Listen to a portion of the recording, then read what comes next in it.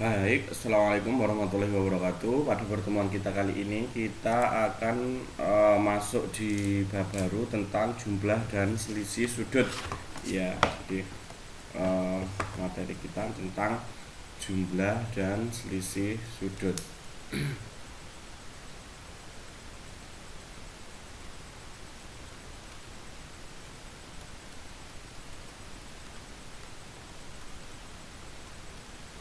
Jumlah dan selisih sudut ini, sebelum kita membahas jumlah dan selisih sudut, kita bahas dulu tentang sistem koordinat kutub. Sistem koordinat kutub atau koordinat polar.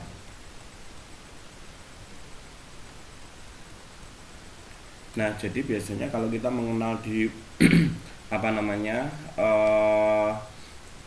untuk menuliskan titik itu dia biasanya berhubungan dengan koordinat kartesius. Jadi di dalam trigonometri kita juga mengenal yang namanya koordinat kutub selain koordinat kartesius. Jadi nanti hubungannya dengan sudut gitu. Jadi titiknya itu tidak lagi apa namanya koordinat X sama koordinat Y, tapi hubungannya nanti titiknya itu adalah jari-jari pada suatu lingkaran ya, sama alfa itu adalah salah satu sudut yang dibentuk oleh suatu sumbu X dengan jari-jari tersebut ya. Jadi nanti hubungannya itu jadi kalau saya gambarkan misalkan seperti ini.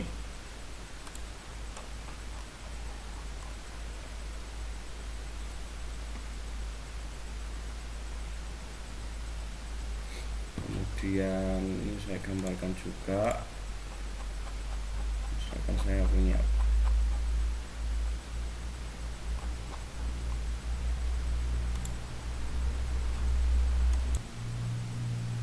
misalkan ada bentuk seperti ini ya, ada suatu segitiga pada koordinat kartesius, ada X ada Y. Kemudian kita tahu bahwa misalkan di sini ada titik pusat ini O, kemudian ada P, berarti di sini misalkan saya tulis H begitu ya. Maka untuk sudut POV ya, sudut POV itu besarnya adalah, misalkan kita tuliskan ini adalah alfa, kemudian panjang OP ya, panjang OP itu adalah R, kemudian panjang misalkan OH itu adalah X ya, kemudian HP atau PH itu adalah Y. Maka dari sini kita bisa menuliskan kemarin apa aja, kalau kita punya cos alfa itu maka rumusnya jadinya apa, X per R kan gitu ya. Sehingga dari sini kita boleh menuliskan bahwa X itu adalah R dikali cos alfa. Kemudian satunya, kalau kita punya sin alfa maka rumusnya Y per R, sehingga Y itu sama dengan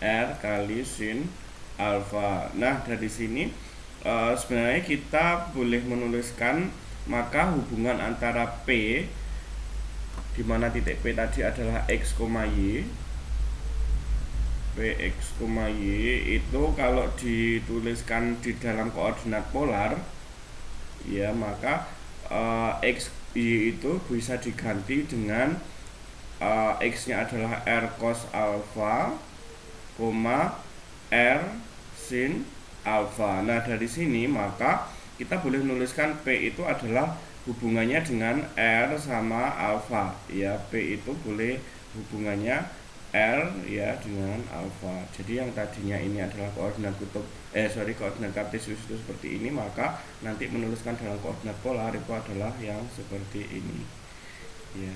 Itu ini untuk kita merubah ke dalam bentuk dari koordinat kartesius ke koordinat polar. Nah, kalau kita nanti mencari yang diketahui adalah koordinat polar kemudian dirubah ke dalam koordinat kartesius ya, tinggal dituliskan aja, dimasukkan di sini R-nya berapa, alfanya berapa, disubstitusikan ke R cos alfa sama R sin alfa, jadilah nanti yang ini. Kalau yang diketahui adalah koordinat kutub begitu. Baik, misalkan saya punya contoh seperti ini.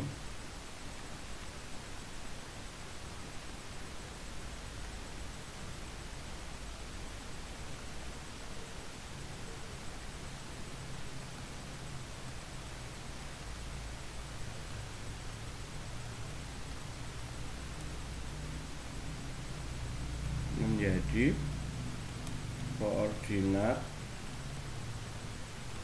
kutub atau koordinat polar. Misalkan ini kita punya 2,1, kemudian ini titik P, kemudian yang B nya misalkan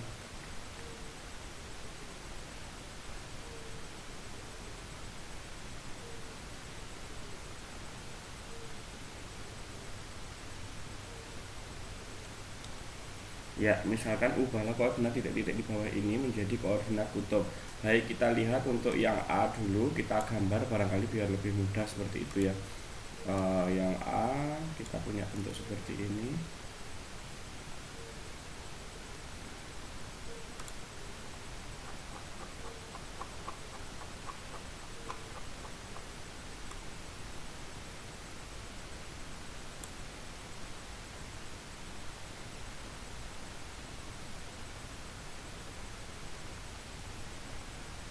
Misalkan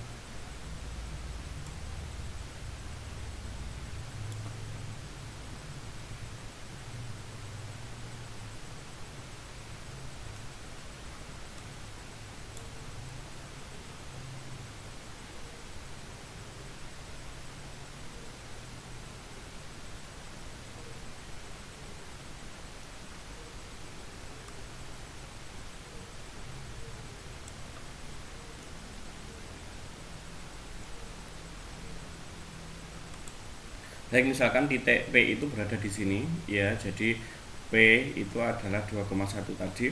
Langkah yang pertama untuk merubah ke dalam koordinat polar, kita harus mencari R dulu. R itu adalah jarak antara panjang OP. Panjang OP itu bisa kita cari dengan teorema Pythagoras ya. Jadi R itu adalah akar dari 2 kuadrat ya ditambah 1 kuadrat, berarti akar 4 ditambah 1 sama dengan akar 5. Nah, kemudian kita mencari alfa ya, alfa. Nah, bagaimana mencari alfa? Karena ini di kuadran 1, maka alfa itu kita hubungkan dengan nilai tangan. Kenapa tangan? Sebenarnya nggak harus tangan, cos juga boleh begitu ya. Cuma yang paling gampang tangan, karena yang diketahui kan 2,1 ini hubungan dengan X per Y, X, Y. Masih ingat tangan itu Y per X seperti itu. Jadi Y nya itu nanti 1, X nya itu adalah 2 Y per X ya. Nah, baru nanti kita cari nilainya berapa, yang tangan berapa pada kuadran 1 yang nilainya adalah setengah, seperti itu ya. Jadi kita boleh menuliskan tangan alfa itu rumusnya kan Y per X ya, sehingga tangan alfa itu kita boleh tuliskan setengah ya, Y nya 1, X nya 2, sehingga kita cari alfa itu boleh kita cari dengan arcus tangan setengah ya. Ini kita cari di kalkulator kira-kira berapa. Baik, di sini ketemu alfanya itu adalah 26,6 derajat, sehingga titik P itu koordinat polarnya adalah tadi kan R, alfa, berarti boleh kita tuliskan bahwa P itu adalah R-nya itu akar 5, alfanya adalah 26,6 derajat. Jadi ini untuk yang untuk yang A ya. Jadi 2,1 itu kalau dirubah dalam koordinat polar jadinya adalah akar 5,26 ya, 26,26 derajat ya. Ya, jadi bentuknya jadi seperti ini. Kemudian kalau saya punya yang B sekarang, gimana kira-kira gambarnya begitu. Baik, untuk selanjutnya, misalkan yang tadi itu untuk yang B itu Q itu adalah negatif 4,2, anggaplah negatif 4,2 itu di sini. Jadi ini di kuadran 3, kalau yang tadi di kuadran 1. Langkah yang selanjutnya caranya nggak jauh beda kayak tadi. Jadi untuk menentukan itu kita harus menentukan R-nya dulu. R itu juga sama, berarti akar negatif 4 kuadrat ditambah negatif 2 kuadrat. Pada kasus ini berarti adalah 16 ditambah 4, berarti di sini akar 20, atau boleh kita tuliskan 5 akar 2. Nah, dari sini untuk menentukan alfanya, ya, alfa itu tadi sama. Ini adalah tangan alfa itu hasilnya Y-nya negatif 2, negatif 4, berarti dia adalah setengah, kan sama dengan tadi, tetapi bedanya apa, dia di kuadran 2 ya. Kalau tadi setengah kan di kuadran 1 itu 26,6 derajat, berarti kalau di kuadran 3 ya berarti mana rumusnya apa untuk mencari apa namanya sudut di kuadran 3, tinggal menuliskan 180 ditambah alfa, kan gitu ya. Berarti 180 ditambah 26,6 derajat, kan sama-sama setengahnya tapi beda di kuadran aja. Tinggal menuliskan rumus yang di kuadran 3. Rumusnya kan 180 plus alfa. Ini hasilnya adalah 206,6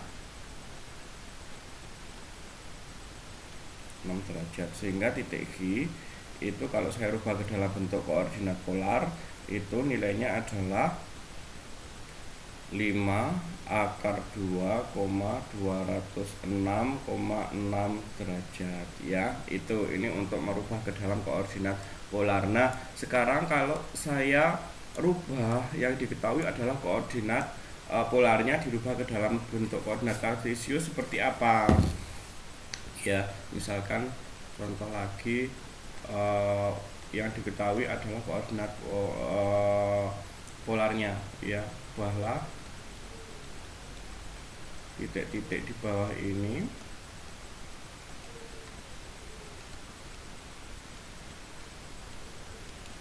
menjadi koordinat kartesius.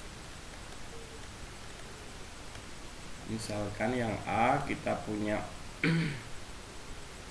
negatif 3,45 derajat itu misalkan ya. Kemudian yang B itu misalkan 2,120 derajat. Nah, misalkan seperti ini. Bagaimana caranya? Kita cukup menuliskan dengan yang tadi. Jadi kita untuk mencari merubah ke dalam bentuk X sama Y, cukup menuliskan X tadi rumusnya adalah R cos alpha, kemudian untuk yang Y itu adalah R sin alpha, sehingga kalau dituliskan X nya di sini R nya itu negatif 3 dikali cos 45 derajat, sehingga di sini negatif 3 dikali setengah akar 2. Boleh kita tuliskan di situ, berarti ini negatif 3/2 akar 2. Untuk yang Y sekarang, Y itu adalah negatif 3 ya dikali dengan sin 45 derajat, berarti ini negatif 3 dikali setengah akar 2, berarti ini juga negatif 3/2 akar 2, sehingga koordinat kartesius untuk titik yang ini misalkan PQ R, ini R, kemudian ini S begitu ya. Berarti ini R nya itu adalah negatif 3/2 akar 2, negatif 3/2 akar 2 ya. Kemudian yang B ini juga sama, jadi X nya tadi R kali cos alpha, maka pada kasus ini X nya itu R nya itu adalah 2 cos alpha cos alfanya adalah cos 120 ya. Cos 120 itu berarti pada kasus ini sama dengan cos 60 pada kuadran 2. Cos 60 itu kan setengah, tapi di kuadran 2 karena negatif, berarti ini boleh saya tuliskan negatif setengah, berarti di sini adalah negatif 1. Kemudian untuk yang Y juga sama, R sin alfa Y nya itu adalah 2 dikali, karena 60 di kuadran 1 itu setengah akar 3. Nah kalau di kuadran 2 kan nilainya positif ya, 120, hingga ini tetap positif setengah akar 3. Berarti pada kasus ini itu adalah akar 3. Nah berarti nilainya untuk yang ada di sini itu untuk S, titik S nya itu adalah negatif 1, akar 3 ya. Ini titik pada kartesiusnya.